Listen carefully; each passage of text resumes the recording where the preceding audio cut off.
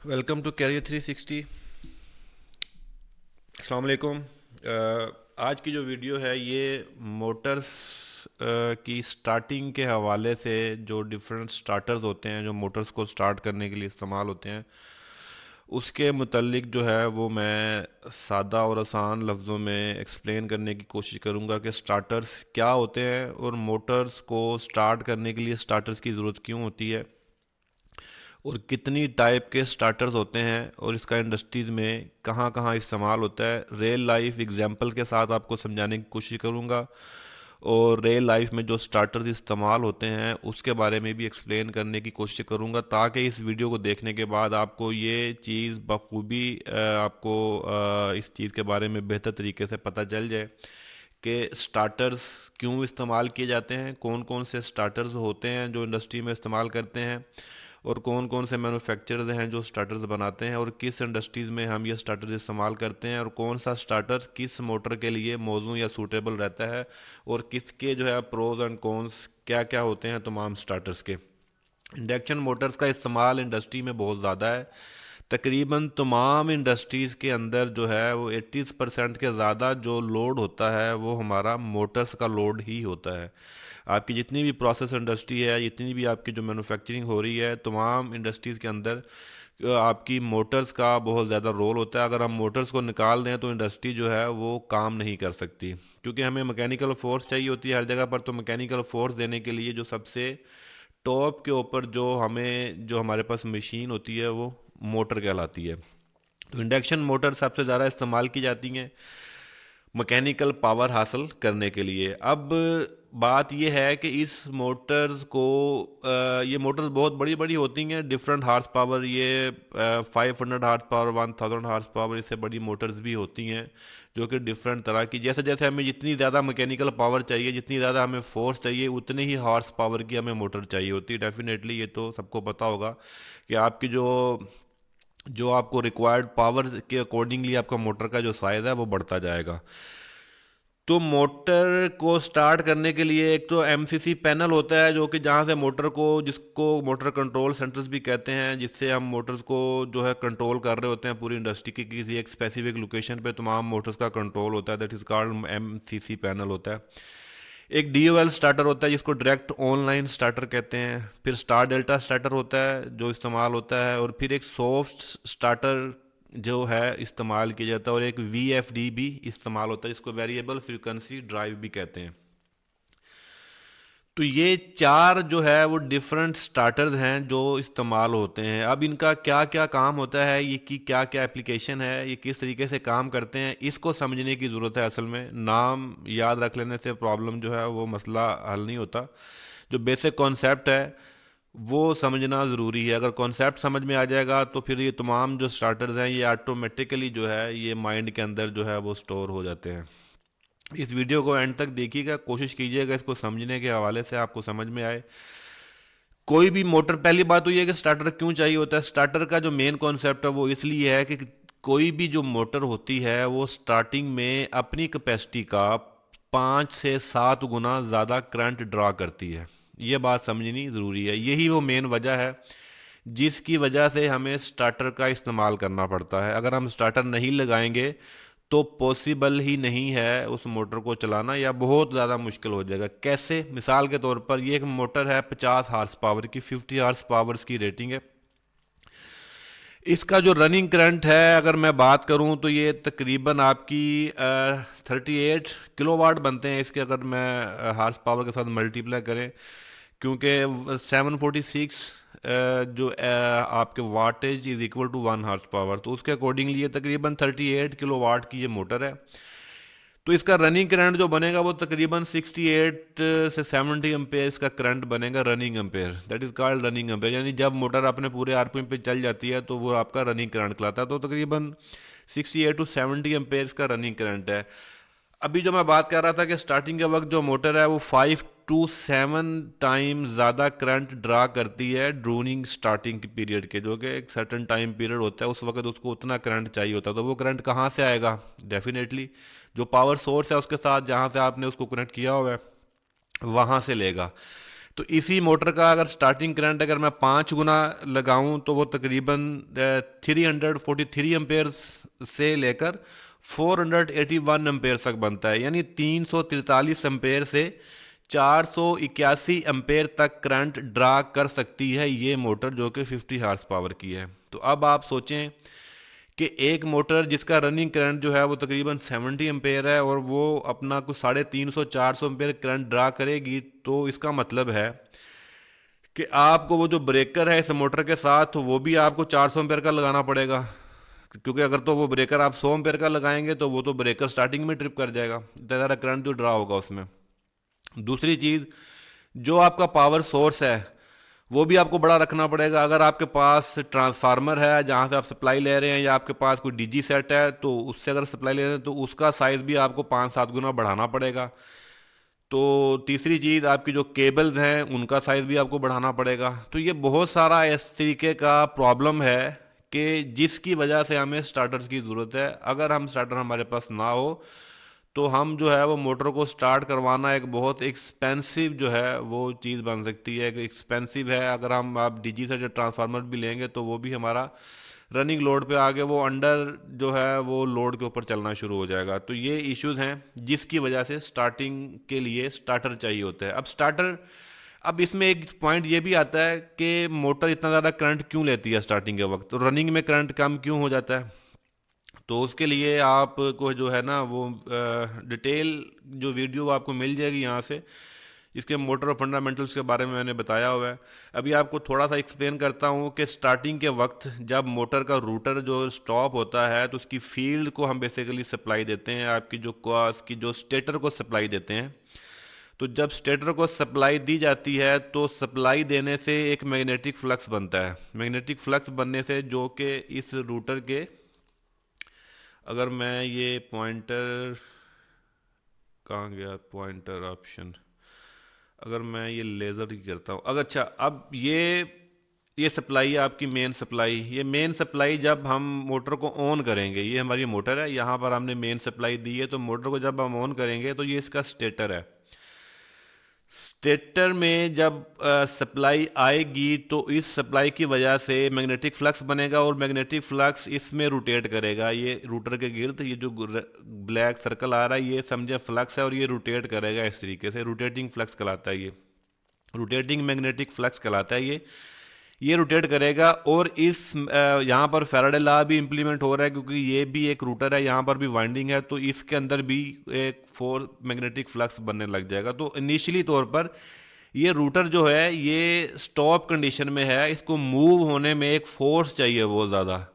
उस फोर्स के लिए उसको करंट चाहिए बहुत ज़्यादा, तो उसको करंट के लिए वो करंट यहाँ से लेगा, तो यहाँ से जो उसको फ्लक्स मिल रहा है ये फ्लक्स बढ़ाना पड़ेगा, ये बढ़ेगा। ये फ्लक्स तभी बढ़ सकता है जब यहाँ से ज़्यादा करंट आएगा। तो इसलिए स्टार्टिंग के वक्त जो है ये स्टॉप होता है, इसको मूव होने के लिए बहुत ज़्यादा करंट चाहिए, तो ये करंट यहाँ से ड्रा करेगा, क्योंकि मैग्नेटिक फ्लक्स हाई चाहिए होगा तो हाई करंट प्रोड्यूस होगा इसके अंदर, अकॉर्डिंग टू फैराडे लॉ के हिसाब से। इलेक्ट्रोमैग्नेटिक जो इंडक्शन है, इलेक्ट्रोमैग्नेटिक जो जो फंडामेंटल है उसके अकॉर्डिंगली, तो हैवी फ्लक्स प्रोड्यूस करने के लिए हैवी मैग्नेटाइजिंग करंट चाहिए उसको। तो वो मैग्नेटाइजिंग करंट जो वो फोर्स बाहर से इसी सोर्स से आएगा, जो जहाँ पर सोर्स लगा हुआ है आपका जो पावर सप्लाई सोर्स है। तो इसीलिए ये मोटर जो है स्टार्टिंग में आपका 350 से 400 एम्पेयर तक करंट जो है यहाँ से लेगी इस जगह से। और इसका एक्चुअल जो रनिंग करंट है वो तो इसका तकरीबन 70 एम्पेयर है, लेकिन स्टार्टिंग में 350 400 एम्पेयर इसी वजह से करंट चाहिए इसको, क्योंकि ये रूटर जो है स्टॉप कंडीशन में है, उसको हैवी मैग्नेटिक फ्लक्स जो है, हैवी जो करंट प्रोड्यूस करने के लिए, उसको मूव करने के लिए, उसको रोटेट होने के लिए ज़्यादा एनर्जी चाहिए होती है। तो जैसे ही ये मूव हो जाता है तो ये वापस एक बैक ईएमएफ फोर्स जो प्रोड्यूस होती है, इसको हम बैक ईएमएफ कहते हैं। तो उस बैक ईएमएफ की वजह से ये रनिंग करंट के ऊपर आ जाता है, यानी नॉर्मल करंट के ऊपर आ जाता है। तो यानी ये रूटर अपनी जो एनर्जी है खुद प्रोड्यूस कर रहा है। ये मोटर भी अल्टरनेटर की तरह ही होती है। अल्टरनेटर और मोटर में फ़र्क कोई नहीं होता। एक अल्टरनेटर को भी मोटर कह सकते हैं और मोटर को अल्टरनेटर भी कह सकते हैं, सिर्फ हमारी डायरेक्शन का फ़र्क होता है उसमें। तो ये मोटर भी बिजली भी प्रोड्यूस कर रही है, वो वही बिजली प्रोड्यूस कर रही है कि हमारा जो 400-300 एम्पेयर का जो लोड था वो उसने दोबारा रनिंग करंट के ऊपर आ जाता है। तो ये बेसिकली बैक ईएमएफ का एक फिनोमेना है। मोटर को बेहतर अंडरस्टैंडिंग करने के लिए आपको मजीद वो वीडियो देख लेंगे तो आपको कॉन्सेप्ट जो है वो मजीद क्लियर हो जाएगा। उम्मीद करता हूँ बात आपकी जो है वो समझ गए होंगे। तो ये बेसिकली कॉन्सेप्ट है जिसकी वजह से स्टार्टर इस्तेमाल करते हैं। तो स्टार्टर्स कितने टाइप के होते हैं, कहाँ कहाँ लगते हैं, कितनी कितनी मोटर्स के साथ लगते हैं, वो एक्सप्लेन करने की कोशिश करता हूँ। जो प्रोसेस है स्टार्ट करने का, जो मेथड है, जो टेक्निक्स इस्तेमाल की जाती हैं, वो ये 4 तरह की टेक्निक्स होती हैं जिससे हम मोटर को स्टार्ट करवाते हैं। एक तो हम क्या करते हैं, फुल वोल्टेज अप्लाई कर देते हैं जिसको हम डीओएल कहते हैं, डायरेक्ट ऑनलाइन स्टार्टर। छोटी मोटर्स के लिए होता है, बड़ी मोटर्स के लिए वो नहीं होता। फुल वोल्टेज रिवर्सिंग स्टार्टर होता है जिससे हम वोल्टेज को रिवर्स करके डिफरेंट स्टार से डेल्टा में, डेल्टा से स्टार में, वो भी मैं आपको बताता हूँ किस तरीके से ये टेक्निक इस्तेमाल की जाती है। इसी के अंदर हम जो डिफरेंट वोल्टेज को चॉप करके भी देते हैं जिसमें हम ट्रांसफार्मर लगा के वोल्टेज को स्टेप अप डाउन करके भी देते हैं, तो वो भी इसके अंदर आती है। तीसरी चीज़ है मल्टी स्पीड स्टार्टर जिसको वेरिएबल स्पीड कहते हैं। और एक रिड्यूस वोल्टेज स्टार्टर, इसमें हम वोल्टेज को रिड्यूस करके करते हैं। तो ये बेसिकली कॉन्सेप्ट है जिसकी वजह से हम इसकी मोटर को स्टार्ट करते हैं। पहली जो चीज़ है आपके फुल वोल्टेज क्रॉस हम अप्लाई करते हैं, इसको डीओएल कहते हैं। छोटी मोटर्स के लिए इस्तेमाल होता है डायरेक्ट ऑनलाइन स्टार्टर कहते हैं, जो हमारी 5-10 हार्स पावर की मोटर होती है, क्योंकि उतना करंट जो होती है वो फिजिबल है, बेरेबल होता है हमारे सिस्टम के ऊपर, वो हम बर्दाश्त कर लेते हैं। तो जो अगर तो उसको डीओएल कहते हैं जिससे मोटर डायरेक्ट ऑनलाइन स्टार्टर होती है। प्रोटेक्शन के लिए एक ब्रेकर लगा होता है, वो ब्रेकर ट्रिप हो सकता है अगर ज़्यादा ओवरलोडिंग करंट गुजरती है, तो that is called DOL starter. तो ये आमतौर पर छोटी मोटर्स के लिए इस्तेमाल किया जाता है। इस तरह का स्टार्टर का कनेक्शन आप करते हैं, सर्किट ब्रेकर के थ्रू उसको सप्लाई देते हैं। फुल वोल्टेज, इसमें क्या होता है कि हम वोल्टेज को एक फॉर्म से दूसरी फॉर्म में चेंज करते हैं। हम उसको स्टार से डेल्टा में और डेल्टा से स्टार में चेंज करते हैं। वो किस तरीके से चेंज करते हैं मैं आगे आपको बताता हूँ। उससे पहले समझने की ज़रूरत ये है कि आपको मोटर के हवाले से कॉन्सेप्ट क्लियर है, उसके बाद आपको ये स्पीड के हवाले से कॉन्सेप्ट क्लियर होना चाहिए। चाहे आपका अल्टरनेटर हो, चाहे आपका जो है मोटर हो, क्योंकि दोनों एक चीज़ ही होती है। उसके पोल, फ्रीक्वेंसी और स्पीड का एक स्पेशल लिंक होता है आपस में, उस लिंक को समझना बहुत ज़रूरी है।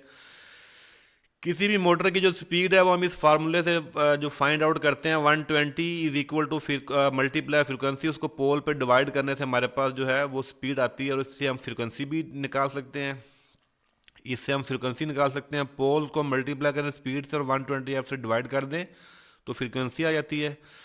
और पोल फाइंड आउट करने हैं तो 120 को मल्टीप्लाई करें फ्रीक्वेंसी के साथ और स्पीड पे डिवाइड कर दें तो हमारे पास पोल आ जाते हैं। पोल का जो रिलेशन है वो स्पीड के साथ जो है वो इन्वर्सली प्रोपोर्शनल है, यानी पोल बढ़ाने से स्पीड कम हो जाएगी।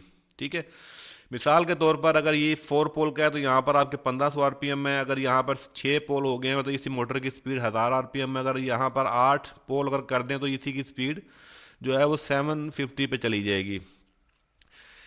अच्छा, यहाँ पर एक और चीज़ क्लियर कर दूँ, हो सकता है आपके माइंड में आए ये 120 कहाँ से आता है, ये 120 क्या चीज़ है, ये कहाँ से है। तो बेसिकली इसको भी अंडरस्टैंड करना ज़रूरी है। 120 आपका, अगर मैं इस साइन वेव की बात करूँ तो इसको समझाने के लिए अगर मैं ये फार्मूला जैसे मैंने बताया, जो synchronous speed is equal to जो होती है NS is equal to 120F/P।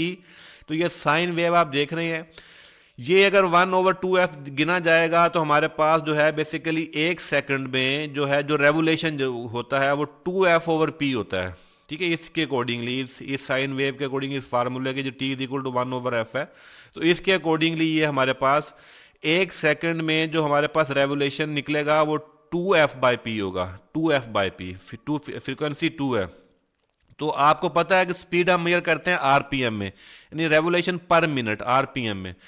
तो इस 2 के साथ बस हमने 60 मल्टीप्लाई कर देना है। ठीक है, 60 को, तब वो आप हमारे पास पर मिनट में आ जाएगा हमारे पास। तो ये 120 बेसिकली यहीं से निकला है। तो हम इसको 2 से मल्टीप्लाई कर देंगे ऐसे, तो 60 multiply 2F is equal to P। तो हमारे पास ये वाला फार्मूला बन जाता है 120 बन जाएगा। हम 120 निकाल के फ्रीक्वेंसी नंबर ऑफ पोल के साथ। तो ये बेसिकली 120 का जो कॉन्सेप्ट है वो यहाँ से निकला है, तो इसको अंडरस्टैंड करना भी ज़रूरी है। तो मेरी कोशिश होती है कि मैं जो है वो बेसिक जो कॉन्सेप्ट है उसके अकॉर्डिंगली जो है वो समझाने की कोशिश करूँ, ताकि जो समझ आ जाए। इंजीनियरिंग बहुत आसान होती है अगर उसके ऊपर थोड़ा सा फोकस किया जाए, अदरवाइज फोकस नहीं करेंगे तो फिर रट्टे लगाने से ये चीज़ नहीं समझ में आती है। तो कैरियर जो होता है यार, बार बार रिपीट करता हूँ, बेहतरीन कैरियर के लिए बेहतरीन आपकी जो एक्सपर्टीज़ है वो बहुत ज़्यादा मैटर करती है। आपका नॉलेज जो है वो बहुत ज़्यादा मैटर कर रहा होता है, आपकी एक्सपर्टीज़, आपका विजडम, आपका एक्सपोजर, और ये सारी चीज़ें मिल मिला के ही एक कामयाबी की तरफ आपको ले जा सकती हैं। बाकी जो है वो एक लंबा रास्ता है। अगर आपने थ्रू प्रॉपर चैनल ही अपनी चीज़ों को सीधा करना है तो उसके सिर्फ यही जो मेन इंग्रेडिएंट्स है, जिसको अगर आप शामिल करेंगे अपनी लाइफ में, तो यू कैन सक्सीड डेफिनेटली। इसमें कोई दूसरी राय नहीं है, इसमें कोई वो सिलसिला नहीं होता। अच्छा, रिड्यूस वोल्टेज की बात करें तो अब हम स्टार्टिंग की बात करते हैं, कौन कौन से स्टार्टर होते हैं, रिड्यूस वोल्टेज कैसे होते हैं। स्टार डेल्टा में, स्टार और डेल्टा की बात करें, जब भी स्टार डेल्टा स्टार्टर की बात करें तो आपको स्टार डेल्टा का कॉन्सेप्ट समझ में आना ज़रूरी है कि स्टार डेल्टा होता क्या है, जिसको हम जो है वाई डेल्टा भी कहते हैं। एक तो ये जिससे वोल्टेज कम ज़्यादा करते हैं, फिर हम ऑटो ट्रांसफ़र होता है जिससे हम उसकी जो स्टेप्स होते हैं चेंज करने के, उससे भी हम वोल्टेज को कम ज़्यादा कर सकते हैं ट्रांसफार्मर से। फिर इलेक्ट्रॉनिक सॉफ्ट स्टार्टर होता है। अच्छा, अब अगर बात की जाए मोटर की तो टाइप्स ऑफ स्टार्टर्स कौन कौन से हैं, इसमें डीओएल होता है, डायरेक्ट ऑनलाइन स्टार्टर है, फिर आपका स्टेटर रेजिस्टेंस स्टार्टर्स है, ठीक है, फिर रूटर रेजिस्टेंस स्टार्टर कहलाता है, फिर आपका ऑटो ट्रांसफार्मर स्टार्टर्स है, फिर आपका स्टार डेल्टा है, फिर सॉफ्ट स्टार्टर है, फिर आपके वीएफटी है। तो ये स्टार्टर्स जो हैं इस्तेमाल होते हैं ज़्यादातर मार्केट में, जो है वो वीएफडी और सॉफ्ट स्टार्टर बड़ी मोटरों के साथ इस्तेमाल होते हैं। बाकी जो या आपका स्टार डेल्टा छोटी मोटरों के साथ डीओएल होता है। जैसे जैसे आपकी सिस्टम तरक्की करता जा रहा है, नई नई इन्वेंशन आ रही हैं, तो ज़्यादातर फोकस जो होता जा रहा है वो नई टेक्नोलॉजीज़ की तरफ है, जिसमें आपके सॉफ्ट स्टार्टर सारे फहरिस्त हैं। अच्छा, इनकी आगे बात करें तो ये आपका डीओएल है, जैसे मैंने पहले बताया कि सिंपल है। आपकी जो है छोटी जो मोटरें होती हैं, 2 हॉर्स पावर, 3, 4, 5 हॉर्स पावर तक की जो मोटरें हैं, 5 हॉर्स पावर तक की, जो कि आप डीओएल तक स्टार्ट कर सकते हैं, ठीक है। वो करंट इतना सिस्टम आपका बेयरेबल होता है, वेरी सिंपल होता है, उसमें कोई रॉकेट साइंस नहीं है इसके अंदर। डायरेक्ट सप्लाई देनी है, मैग्नेटिक कॉन्टैक्टर से एक ब्रेकर लगाएं सीरीज में, आगे कॉन्टैक्टर लगा के उसको ऑन ऑफ करके कॉन्टैक्टर से पुश ऑफ करके, ये दो बटन आपके हैं जो कि कॉन्टैक्टर की कॉइल को एनर्जाइज करेंगे या डी एनर्जाइज करेंगे। ऑफ वाला डी एनर्जाइज कर देगा और ऑन वाला उसको मैग्नेटाइज कर देगा, तो वो ऑन हो जाएगा। तो ओवरलोडिंग की प्रोटेक्शन आपकी ब्रेकर में है, वो आपका ब्रेकर ट्रिप कर देगा अगर इसमें ओवरलोडिंग की करंट गुजरेगी। तो ये सिंपल एक लॉजिक है जिसको डीओएल स्टार्टर कहते हैं, आपको मार्केट में मिल जाता है। एडवांटेजेस क्या हैं, डेफिनेटली यार 5 हॉर्स पावर तक की मोटर पे अब आप सॉफ्ट स्टार्टर तो लगाने से रहे, ठीक है। तो ये उसी के लिए है, जो कि सिंपल होता है, कॉस्ट इफेक्टिव होता है, इजी अंडरस्टैंडेबल होता है, सिंपल ऑपरेशन होता है। डिसएडवांटेजेस क्या इसके कह सकते हैं, suitable for heavy motor, heavy motor की तो हम बात ही नहीं कर रहे, 5 से छोटी की हैं, तो लिहाजा ये डिसएडवांटेज पे से निकाल दें, निकल जाएगा। It can decrease the life span of the motor, definitely in rush current तो आती है ना, तो मोटर के ऊपर इम्पैक्ट आएगा, चाहे वो हाँ 4 हॉर्स पावर की है, लेकिन कोई निगलेक्टेबल है, वो आप उसको इग्नोर कर सकते हैं, लिखने की हद तक तो ठीक है, लेकिन वो ठीक है। हाई इन रश करंट का the voltage dip in the power line, घर में मोस्टली आपने नोटिस किया होगा कि आपका जो पंप होगा 2 हॉर्स पावर का, 3 हॉर्स पावर का, तो ऑन करते हैं तो एक डिप सी आती है, एक लाइट अगर फ्लिकर करती है, तो ये उस चीज़ की बात हो रही है, तो वो लाइट फ्लिकर करेगी आपकी। तो ये है इसके, ये इस तरह के होते हैं, डिफरेंट कंपनीज के मिलते हैं, आपको उसके ऊपर रेटिंग लिखी होती है, आपकी कितने किलो वाट का है, आपकी उतने किलो वाट की आपकी मोटर के हिसाब से लिखी होती है। 5 किलो वाट, 5 किलो वाट की मोटर होगी, 10 किलो वाट की मोटर होगी, तो अकॉर्डिंग टू आपको ये सिंपल स्टार्टर मिलते हैं जो कि 7.5 किलो वाट, 10 हॉर्स पावर तक भी है, आपकी करंट 18 एम्पीयर उसके ऊपर मेंशन है। तो ये आपका डीओएल स्टार्टर होता है, जो डिफरेंट मैन्युफैक्चरर आपको देते हैं, इसको कहते हैं डीओएल स्टार्टर, ठीक है।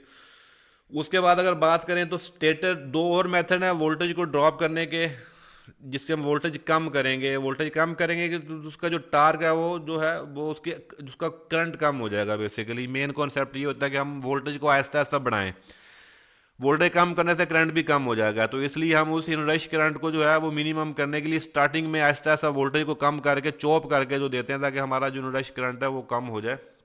तो उसमें ये हम स्टेटर में रेजिस्टेंस ऐड कर देते हैं, यानी जो स्टार्टिंग है उसको आहिस्ता आहिस्ता वोल्टेज देते हैं ताकि आहिस्ता आहिस्ता वो मोटर चले। तो ये एक तरीका मेथड होता है जिसको हम स्टेटर रेजिस्टेंस स्टार्टर कहते हैं, ये भी मार्केट में मिलते हैं। इसी तरह का दूसरा हम रूटर रेजिस्टेंस जो है, जो कि स्लिप रिंग स्टार्टर्स कहलाते हैं, उसको हम यहाँ पर हम जो रूटर को आहिस्ता आहिस्ता करंट दे रहे हैं, उसको सॉरी वोल्टेज दे रहे हैं चॉप करके। तो ये दोनों एक तरह के होते हैं, ये मार्केट में इस तरह के मिलते हैं। इसमें स्टेटर रेजिस्टेंस स्टार्टर और रूटर रेजिस्टेंस स्टार्टर्स कहलाते हैं, जिसमें हम स्टेटर की इनपुट और रूटर की इनपुट जो होती है वो यहाँ पर हम सेट कर देते हैं, और ये इसको स्टार्ट और स्टॉप करवाते हैं। यहाँ पे रन की ऑप्शन होती है, यहाँ पर उसके जो नॉर्मल है, यहाँ पे स्टार्ट है, फिर नॉर्मल है, फिर रन है, 3 तरह के स्टेप्स हम दिए होते हैं, तो ये यूज़ किए जाते हैं। उसके बाद आता है ऑटो ट्रांसफर स्टार्टर। ये वो भी वही मेथड है, लेकिन ये ट्रांसफ़र एक ऑटोमेटिक जो है वो उसकी जो प्राइमरी सेकेंडरी की जो डिफरेंट कनेक्शन है वो ऑटोमेटिकली वो रोटेट करके उसको वोल्टेज चॉप करना, यहाँ भी वोल्टेज चॉप करने का मकसद है। तो ये ट्रांसफार्मर की मदद से जो है हम उसकी जो कनेक्शन है वो चेंज करते हैं। ये कनेक्शन चेंज करने से उसके वोल्टेज कम ज़्यादा हम कर सकते हैं। तो इसको कहते हैं ऑटो ट्रांसफार्मर स्टार्टर्स कहलाते हैं। ये इस तरह के होते हैं, नीचे एक ट्रांसफार्मर है, ये इसके कनेक्शन है यहाँ पर, और यहाँ पर इसके डिफरेंट सिलेक्शन बनी होती हैं, उस सिलेक्शन से हम इसको ऑन ऑफ करके इसको स्टार्टर करवाते हैं। तो ये मार्केट में जो है अवेलेबल होते हैं इस तरह के, जिसको ऑटो ट्रांसफार्मर जो स्टार्टर्स कहलाते हैं। ये ऑटोमेटिकली इसका अपनी जो डिफरेंट टाइम डिले होता है उसके अकॉर्डिंगली ये काम करता है, वो उसको फौरी तौर पर उसको मैक्सिमम वोल्टेज तक ले जाता है। आगे आता है स्टार डेल्टा। स्टार डेल्टा सबसे ज़्यादा यूज़ होने वाला स्टार्टर है जो कि मोटरों तक इस्तेमाल करते हैं हम। इनमें जो है स्टार्ट हम स्टार में करते हैं, तो थोड़ी देर बाद हम उसको डेल्टा में कन्वर्ट कर देते हैं, वो डेल्टा में ऑटोमेटिकली कन्वर्ट हो जाता है। तो उसका प्रोसेस, क्योंकि स्टार में आपको पता है कि जो वोल्टेज है, लाइन वोल्टेज और फेज वोल्टेज में फ़र्क होता है। इसके जो आपके फेज वोल्टेज होते हैं वो आपके लाइन वोल्टेज का √3 पे डिवाइड करें तो आपके पास आता है। फॉर एग्जांपल आपके फेज वोल्टेज 400 है, तो आपके लाइन वोल्टेज 400, तो फेज वोल्टेज जो है आपके वो 230 होंगे। तो इसलिए शुरू में स्टार में करते हैं ताकि कम वोल्टेज मिले। जैसे ही मोटर स्टार्ट हो जाती है तो फिर हम उसको डेल्टा में कर देते हैं, पूरे वोल्टेज मिलते हैं, फिर मोटर अपनी पूरी स्पीड पे आ जाती है। उतनी देर में वो बैक ईएमएफ उसमें वो जनरेट होना शुरू हो जाती है, तो आपने वो रनिंग करंट के ऊपर सिस्टम आपका आ जाता है। तो ये स्टार डेल्टा स्टार्टर का कॉन्सेप्ट है, फिनोमिना है। आपको स्टार डेल्टा स्टार्टर इस तरीके से मिलते हैं जिसमें आपका ऑटोमेटिकली स्टार से स्टार्ट होता है, फिर आपको वो डेल्टा में जो है वो शिफ्ट हो जाता है। तो ये आपका सिंपल स्टार्टर है। इस तरह के स्टार्टर्स मिलते हैं आपको आपको मार्केट में, आप इसका लॉजिक बना सकते हैं स्टार डेल्टा में। कन्वर्जन है, वेरी सिंपल स्टार्टर है, सिंपल सा आम स्टार्टर होता है जो कि आमतौर पर मोटरों के साथ इस्तेमाल किया जाता है। आगे जो जदीद और एडवांस है वो VFD कहलाता है, वेरिएबल फ्रीक्वेंसी ड्राइव।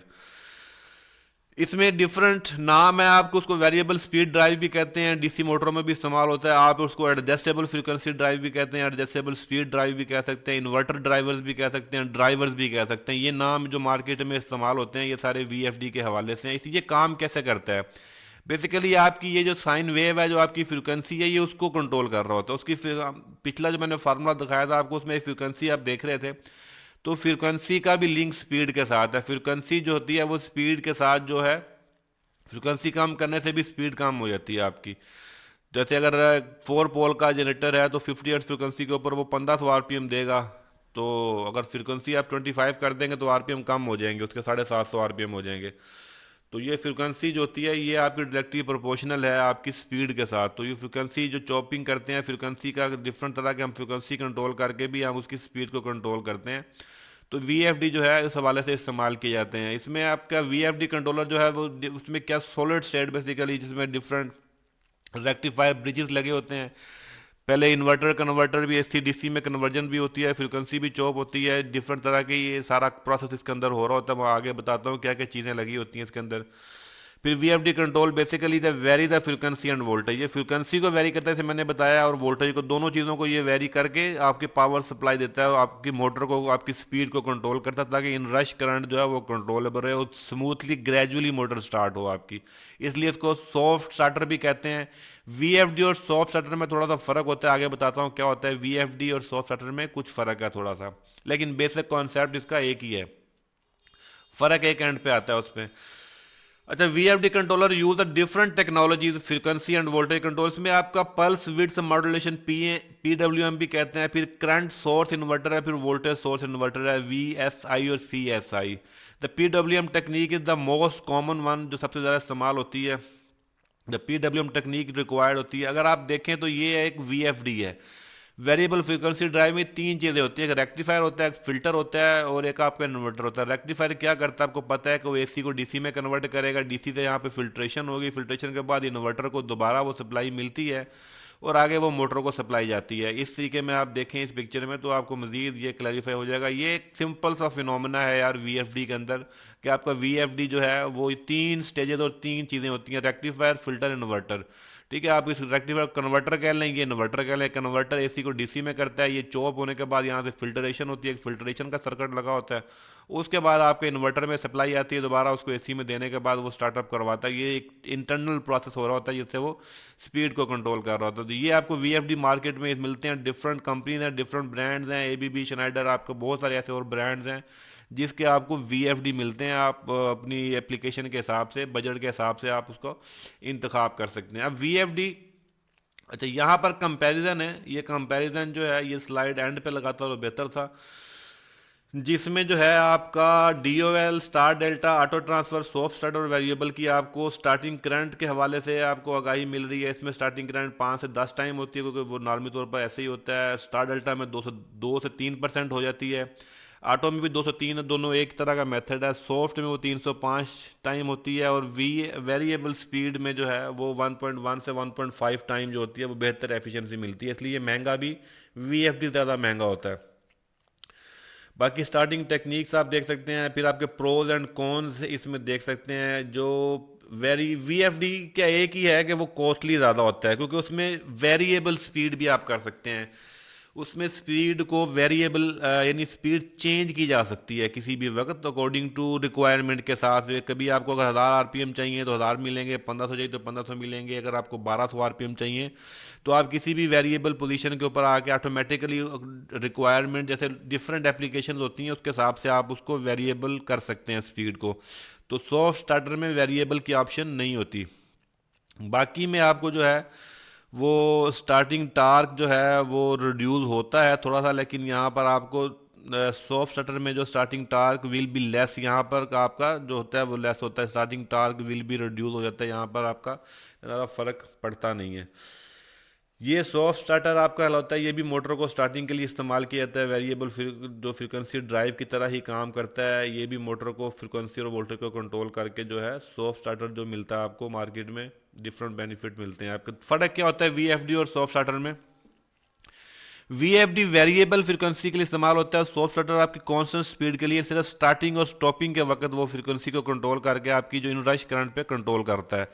बाकी ये जो है ये आपका वेरिएबल फ्रिक्वेंसी दोनों डिफरेंट एप्लीकेशंस के तौर पे इस्तेमाल होता है। मिसाल के तौर पर अगर आपके पास एक वाटर जो ट्रीटमेंट आपके पास अगर प्लांट है, इसमें आपने ये फिलअप करना, ये पंप लगा हुआ आपका, इसके साथ मोटर है, तो आपका सॉफ्ट स्टार्टर में ये एक ही स्पीड पे चलेगी मोटर, आपकी स्टार्ट हो जाएगी एक ही स्पीड पे चलती रहेगी जब तक आपने इसको कमांड नहीं देनी बंद करने की। लेकिन वी एफ डी में वो जैसे जैसे भरता जाएगा वो अपनी जो है मोटर अपनी आरपीएम कम करती जाएगी, अपना पानी का फ्लो जो है वो कम होता जाएगा। तो ये डिपेंड करता है आपकी एप्लीकेशन के ऊपर। अगर आपने इसको कांस्टेंट स्पीड के ऊपर चलाना है तो आप सॉफ्ट स्टार्टर लेंगे, वरना वी एफ डी अगर आपको वेरिएबल स्पीड चाहिए तो आप फिर आपके वी एफ डी इस्तेमाल करेंगे। ये महंगी होता है ये स्टार्टर, सिर्फ ये इसमें फ़र्क होता है, हाई कॉस्ट होती है इसकी, और इसमें नहीं। अगर आपका काम चल सकता है तो आप इसको सॉफ्ट स्टार्टर के तौर पे भी इस्तेमाल कर सकते हैं। एक और आपका ये फ़ैन है, कूलिंग फ़ैन सिस्टम है। अगर आपका ये देखें तो आपका टेम्परेचर के अकॉर्डिंगली अगर आपने उसको मैनेज करना है तो आप उसके ऊपर जो है वो वी एफ डी लगा सकते हैं। अगर आपको टेम्परेचर के अकॉर्डिंगली कितने टेम्परेचर पे ऐसा हो जाए, ये कम हो जाए या ज़्यादा हो जाए, तो अगर आपको नहीं चाहिए तो फिर सिर्फ ऑन ऑफ करवाना है, तो फिर आपका वो सॉफ्ट स्टार्टर जो है वो इस एप्लीकेशन के ऊपर काम कर सकता है। तो ये आपकी एप्लीकेशन के ऊपर डिपेंड करता है कि आपको वीएफडी चाहिए या आपको जो है सॉफ्ट स्टार्टर चाहिए।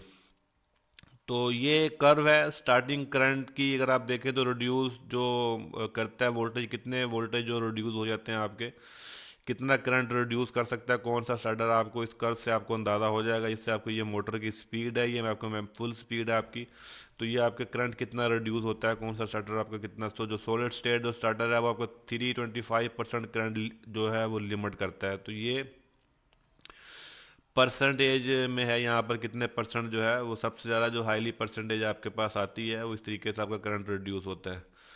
बाकी ओवरलोड प्रोटेक्शन के लिए सर्किट ब्रेकर का इस्तेमाल किया जाता है, वो इनपुट के ऊपर लगाया जाता है नॉर्मली तौर के ऊपर। आप उसके ऊपर फुल लोड करंट के ऊपर हिसाब से जो थर्मल लोड कैपेसिटी है उसके अकॉर्डिंगली आप उसकी ओवरलोड प्रोटेक्शन जो है आप एसी बीज भी लगा सकते हैं, एमसीसी बीज भी लगा सकते हैं। तो उसके अकॉर्डिंगली आप अपना ब्रेकर की करंट के हिसाब से आप अपनी प्रोटेक्शन दे सकते हैं, इसको ओवरलोड प्रोटेक्शन कहते हैं। तो ये थी वीडियो एक मोटर्स के हवाले से, स्टार्टर्स के हवाले से बेसिक इन्फॉर्मेशन देने के जो कॉन्सेप्ट है उसके हवाले से क्लियर करने की कोशिश मैंने की है। उम्मीद करता हूँ आपकी अंडरस्टैंडिंग जो है वो जो हुई होगी बेहतर स्टार्टिंग के हवाले से और स्टार्टर्स के हवाले से। If you need any further information आप डेफिनेटली कॉन्टैक्ट कर सकते हैं, कमेंट सेक्शन पे कमेंट कीजिएगा, मैं ट्राई करूँगा as soon as possible reply करने की। मिलते हैं अगली किसी वीडियो में, तब तक के लिए अपना ख्याल रखिए। Wish you all the best of luck. अल्लाह हाफिज़।